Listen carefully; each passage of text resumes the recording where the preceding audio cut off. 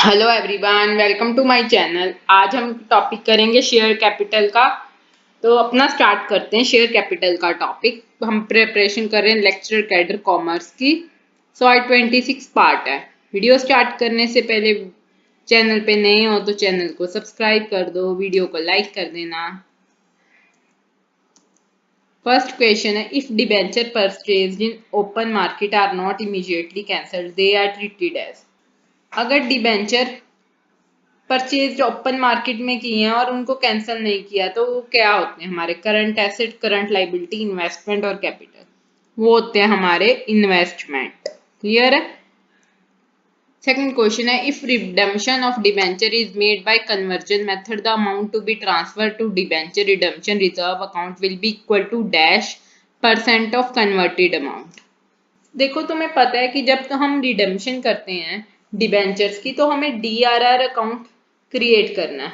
अब डिबेंचर किस मेथड से हो रही है? कन्वर्जन मेथड से।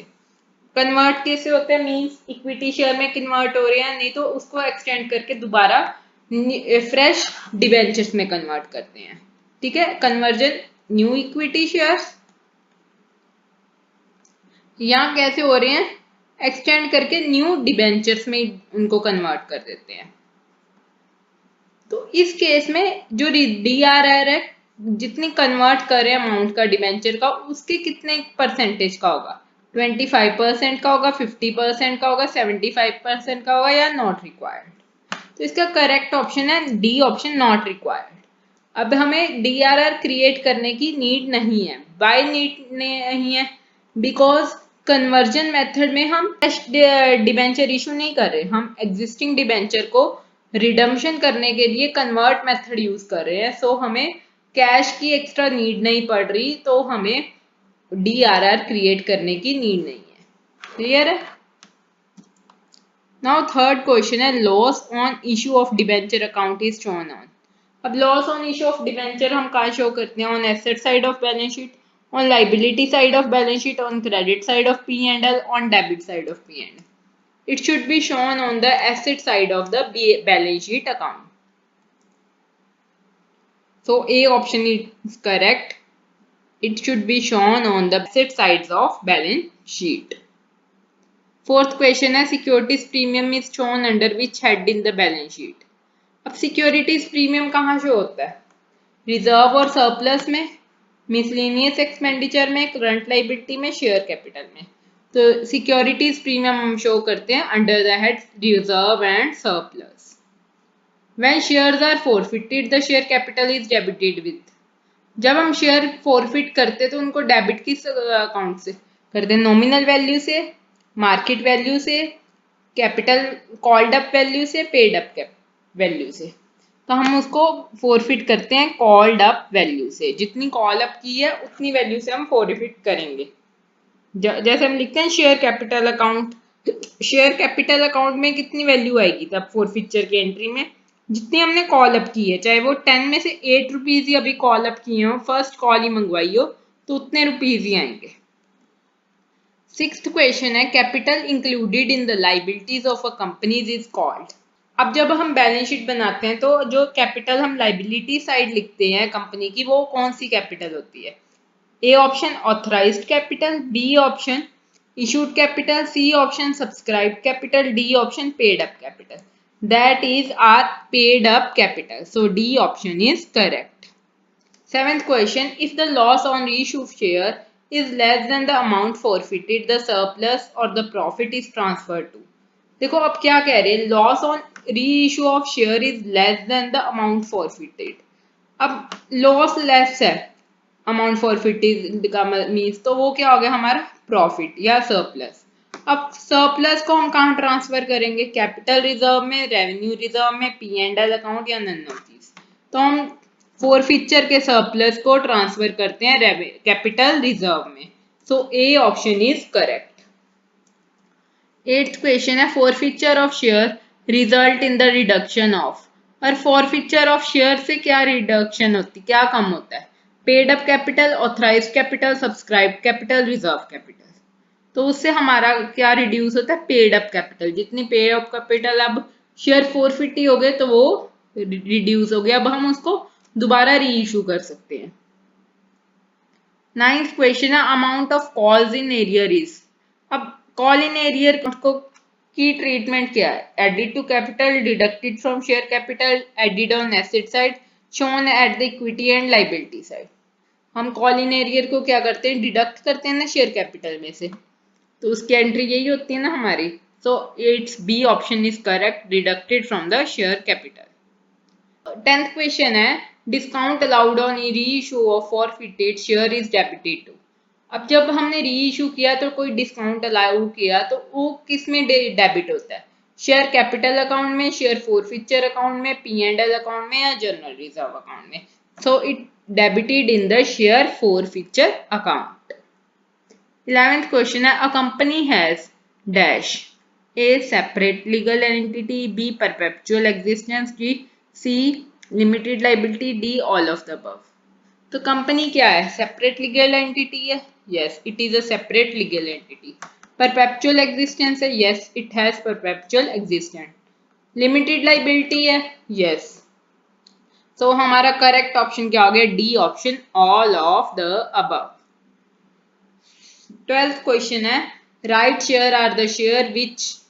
अब राइट शेयर्स कौन से होते हैं? Are issued to the direction of company, are issued to the existing shareholder the company, are issued to promoter in consideration of their service, are issued to the vendors of purchasing assets. तो हम right shares issue करते हैं हमारे existing shareholders को। So B option is correct, right share are the share which are issued to the existing shareholders of the company. 13th question maximum capital beyond which a company is not allowed to raise funds by issue of share is called। अब पूछ रहे maximum capital कितनी issue कर सकते हैं shares में एक company, उसको हम क्या कहते हैं? Issued capital, reserve capital, authorised capital, subscribe capital. That is authorised capital. So C option is correct कि मैक्सिमम हम ऑथराइज्ड कैपिटल कंपनी की जितनी है उतनी ही शेयर्स इशू कर सकते हैं। इशू कैपिटल जितनी हमने इशू कराई। अब इशूड कैपिटल के बाद क्या होता है? सब्सक्राइब्ड या अनसब्सक्राइब्ड। जितनी हमने इशू की उसके बाद क्या हमारी सब्सक्राइब रही और क्या अनसब्सक्राइब हुई। रिजर्व कैपिटल वो पार्ट होता है हमारी कैपिटल का, वो at the time of liquidation ही हम इशू करते हैं। 14th क्वेश्चन है which one of the following is the registered capital of company. Registered capital क्या होती है कंपनी की? Paid up capital, uncalled capital, authorised capital, issue capital. So it is the C option, authorised capital are registered capital of the company. 15th question है which account is debited when shares are issued to promoters. अब जब हम shares promoter को issue करते तो कौन सा account debit करते हैं? Share capital account, asset account, promoter account, goodwill account.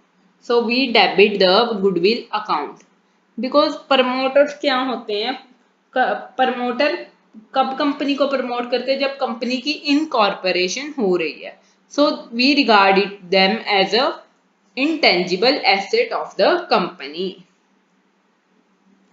16th question है which of the following should be deducted from the called up capital to find paid up capital।